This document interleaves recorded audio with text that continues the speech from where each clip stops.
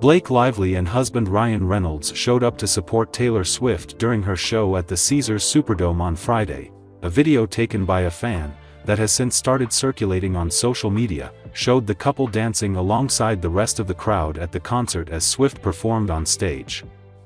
Hours before the show, the singer's pals were spotted landing in Louisiana.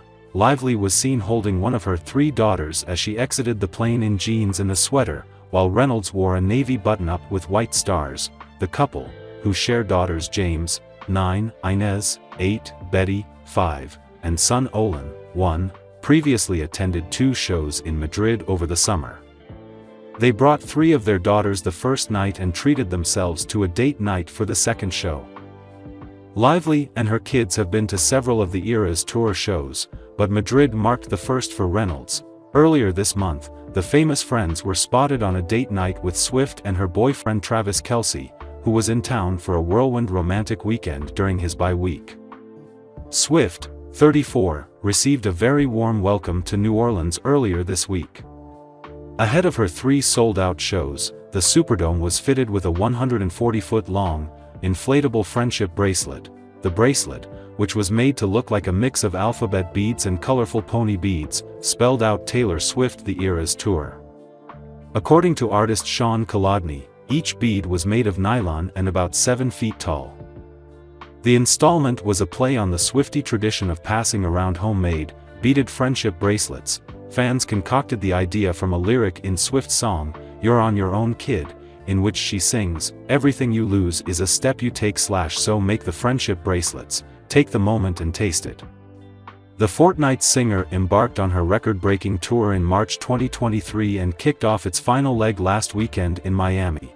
After 2 months off, Swift took the stage with a whole new energy and wardrobe. The pop star debuted numerous new outfits during her shows in Florida, from a new silver and blue sequin fringed dress to her highly anticipated new black and gold snake-covered Reputation bodysuit. Although Swift has rocked nearly 100 different fits throughout her tour, many fans believe the changes mean the singer is getting ready to make a big announcement. Taylor Swift's Eras Tour continued its journey on Friday night in New Orleans with the first of 3 total shows in Louisiana. The now 14-time Grammy winner will be touring almost non-stop for the entire year, and at each show she adds 2 surprise songs to her 44-song, 3-hour-plus set list. More, Taylor Swift wore a new Reputation bodysuit for the first time on the Eras Tour for Night 1 in Miami. For her first night in New Orleans, Swift, who once again went with a new dress for the surprise songs section, continued with the double mashups she loves so much. On guitar, she went with a combination of Our Song from Taylor Swift and Call It What You Want from Reputation. On piano, Swift went with a mashup of The Black Dog from the Tortured Poets Department and Haunted from Speak Now. Taylor Swift is getting a larger-than-life welcome from the Caesars Superdome ahead of her 3 sold-out nights of the Eras Tour there. Outside the arena hang 4 friendship bracelets that stretch 140 feet and read Taylor Swift The Eras Tour. Each letter is a circle with a 7-foot diameter. Last month the head of marketing reached out to me from the Superdome, says Sean Kolodny, a contemporary artist and sculptor who designed the jewelry adorning the arena. I built 3D models. We drew it all out, came up with sizing and scale that would fit on the side of the stadium. The Superdome gave it to Taylor's team to make sure everything got approved, make sure colors were right, make sure everything was good, and then we went to fabrication and production. The giant inflatable rolls were shipped by air from overseas and delivered outside the stadium on Wednesday. Through trial and error, Kolodny and the staff affixed the bracelets to the walls by Thursday. I've never strapped anything to the side of a stadium before, he says. So there were some learning curves. After securing the large inflatables, the staff put air blowers on the edges of the bracelets to ensure they stay taut. Kolodny, 53, is attending the 3-hour-plus show Friday night with his fiancée Jules Dudko. But he wants to get to the Superdome early to watch fans interact with the beaded art. That's the fun part for us, he says, to watch people take pictures and make it fun, the Instagram moment and the selfies and things like that. We like that part. The NFL has once again come under fire for allegedly providing the Kansas City Chiefs with preferential treatment. Ahead of Sunday's AFC West clash between the Chiefs and Las Vegas Raiders, The Ringer's Warren Sharp noted that the head of the officiating crew tasked with overseeing the game is Adrian Hill, who's developed a reputation for favoring quarterbacks with penalty calls. This game was circled by the NFL, and you want to know what their reaction was? It was to put Adrian Hill as referee on this game when the time came, Sharp said. You know what Adrian Hill leads the NFL in? Roughing the passer penalties. Yup, he's number one. He's also number one in neutral zone penalties on the pass rush. He's also number 2 in overall defensive penalties. Sharp argued that the decision to assign Hill the contest should come as no surprise considering Raiders head coach Antonio Pierce took a verbal shot at Chiefs quarterback Patrick Mahomes during the offseason. In an appearance on Max Crosby's The Rush podcast, the 46-year-old revealed that his team wanted to physically bully the signal caller last season, similar to how the 1980s Detroit Pistons handled Michael Jordan during his prime. We've got what I'm calling now, from now on as long as I'm here, the Patrick Mahomes rules, Pierce said at the time. You remember when Jordan was going through it with the Pistons, all those guys in the 80s before he became Michael Jordan, Air Jordan, the Pistons used to whip his butt any time he came to the hole, elbows, feeling him, love taps. We're in his head, mentally, physically, emotionally, spiritually, I'm touching you. So I showed my guys Jordan getting his hooped. This isn't the first time that someone has accused the Chiefs of apparent favoritism. Last month, former NFL tight end Rob Gronkowski insisted that Kansas City receives far more beneficial penalty calls than the New England Patriots dynasty did over the last 2 decades. Yeah, the Chiefs get way more calls than the Patriots. I don't even remember getting calls, he said on the Bup Adams podcast. Specifically for myself, I didn't get any calls, maybe as a team, I don't know. Tom might have gotten some calls, but for myself, I used to get pounded, guys used to jump on my back and nothing would be called. Dallas Cowboys star linebacker Micah Parsons expressed a similar sentiment when analyzing the Chiefs' 26-25 win over the Cincinnati Bengals in Week 2. That game was pretty crazy. A lot of calls went both ways, he said on The Edge. Sunday's Super Bowl rematch between the Kansas City Chiefs and San Francisco 49ers didn't produce the fireworks many expected.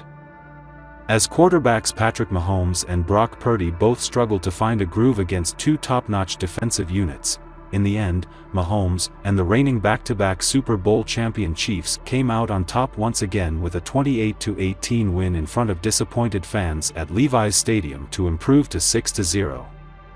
Mahomes was 16 of 27 for 154 yards, no touchdowns and 2 interceptions, but he added a rushing score and 39 rushing yards.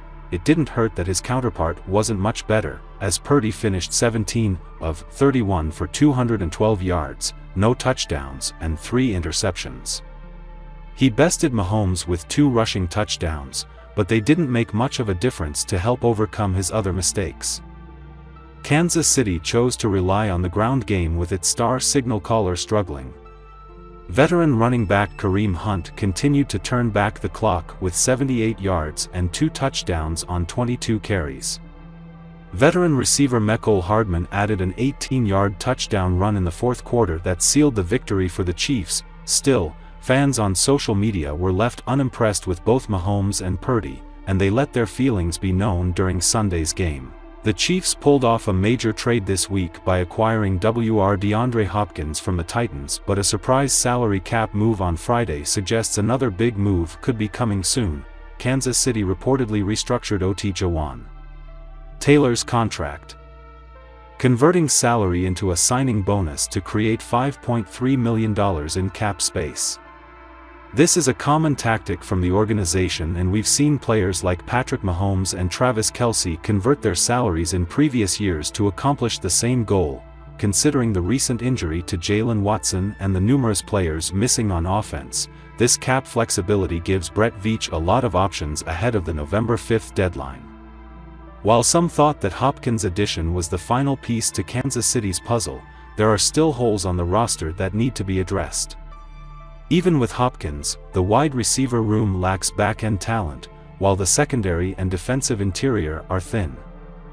Should another starter suffer an injury, the Chiefs could be in trouble. Thus, it's wise for Veach to explore every avenue for a potential trade. Kansas City has the rarest of chances to become the first organization to ever win 3 straight Super Bowls, and Veach must go all in. Panthers' Wr. Deontay Johnson could be a target, as could multiple cornerbacks around the league. With over $5 million in available space, there are many quality players who could fit on the Chiefs roster. We don't yet know who the front office is looking at, but we do know this move gives them the freedom to remain active on the market. Travis Kelce and Taylor Swift continue to be the talk of the town, with their relationship igniting buzz and speculation among fans and media alike. The two have been dating for over a year, and with the Kansas City Chiefs back on the field for the 2024 NFL season, interest in their romance has surged once more. As rumors circulate about the couple's serious commitment, discussions have turned to the possibility of them starting a family together. During a recent episode of their podcast, Dudes on Dudes, former NFL stars Julian Edelman and Rob Gronkowski weighed in on the idea. The conversation was sparked by comments from legendary musician Stevie Nicks, who expressed her hopes that Kelce and Swift might consider having children. Travis Kelce is a superstar, and he's dating Taylor Swift. They might have a kid. That would be a great kid, Edelman remarked, humorously acknowledging the duo's potential offspring. Gronkowski took the banter a step further, envisioning the prodigious future of a child born to 2 global icons.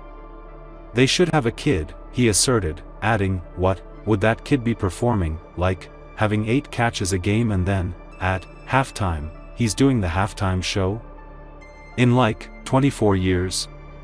Their kid would be like, 14 in college, and they just surpass middle school because he's so smart. He'll be in the league at 18 and then singing and performing. They gotta."